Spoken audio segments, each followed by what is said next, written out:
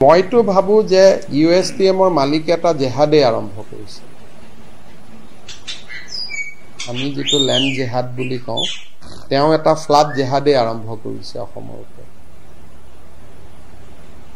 নহলে ইমান নিৰ্দয়ভাৱে কোনেও কাটিব নোৱাৰে পাহাৰ।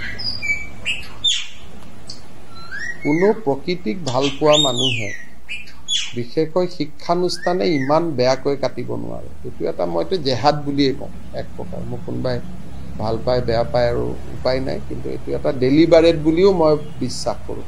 কাৰণ নহ'লে পাহাৰখন ৰাখিও ধুনীয়াকৈ আৰ্কিটেক্ট মাতি গছ গছনি ৰাখিও বিল্ডিং বনাব পাৰে, ড্ৰেইনেজ কৰিব পাৰে, ধুনীয়াকৈ গছ গছনিৰ মাজত আশ্ৰম টাইপ বনাব পাৰি।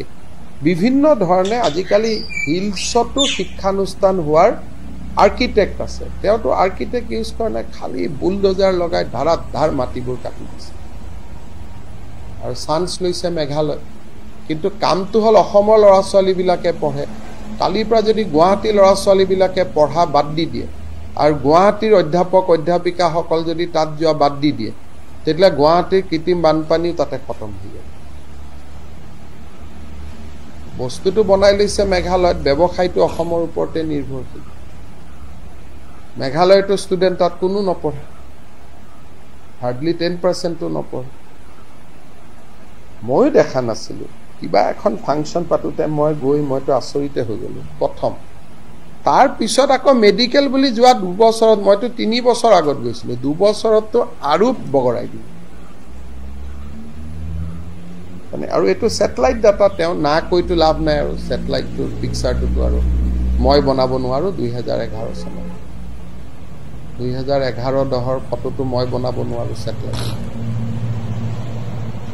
হ'ব। আৰু দিনত মই কৈছিলোঁ, এতিয়া আপোনালোকে মোৰ টুইটাৰ হেণ্ডেলত যোৰাবাটৰ মাটিটো গোটেই ছেটেলাইট ডাটা দি দিছোঁ, টাইম লেপছ ছেটেলাইট ডাটা, আপোনালোকে চাব পাৰে। মই USTMৰ এৰিয়াটো আৰু গোটেই যোৰাবাটৰ টাইম লেপছ ডাটা ফ্ৰম 2008 কেনেকৈ পাহাৰখন পৰিৱৰ্তন হৈছে মই গোটেইটো দেখাই দিছোঁ। আৰু 2024ত ই একদম, আমাৰ শব্দটো ভাল নহয় কিন্তু এখন নাঙঠ পাহাৰত পৰিণত হৈছে। এইটো মই, আৰু এইটো ছেটেলাইটৰ ডাটা, এইটো মই ইয়াতে এখন দি থৈ দিছোঁ, আপোনালোকে চাব পাৰিব। আৰু চনবিলাকো দিয়া আছে, প্ৰত্যেকটো চনত কেনেকৈ পৰিৱৰ্তন হৈছে। এই গোটেই গ্ৰীণটো এনেকৈ পাহাৰটো ভাঙি ভাঙি